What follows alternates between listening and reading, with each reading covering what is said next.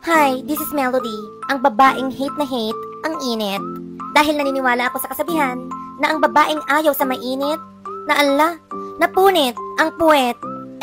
Sa panahon ng tag-init, si Lolo, ako ay kinulit. At dahil ayaw ko sa mainit, ang ulo ko ay nag-overheat. Wala naman akong magawa dahil ang pasahod sa akin ni Lolo ay sinulit. At wait, bakit naman ako magsusungit? Dahil naniniwala ako sa kasabihan na ang babaeng masungit, ang sahod ay na-late. Bilang isang caregiver na tagahugas ng puwet, ang pawis man ay mag-amoy mapait. Magasgas man sa kakalakad ang aking mga singit. Pagod ng katawan, gusto ko nang pumikit. Ngunit laging tandaan na lahat ng pagtitiis ay may kapalit.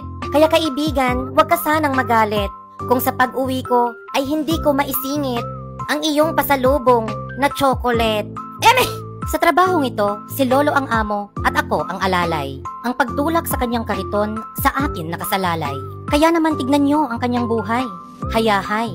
Magmula sa bahay, sa kanyang wheelchair, siya ay nakasakay. Talaga naman si Lolo ay napakahusay. Kaya naman puno ng kalyo ang aking mga kamay. Ngunit lagi kong naaalala ang mga payo ni inay na mas mabuting magkaroon ng kalyo sa kamay kesa kalyo sa kipay.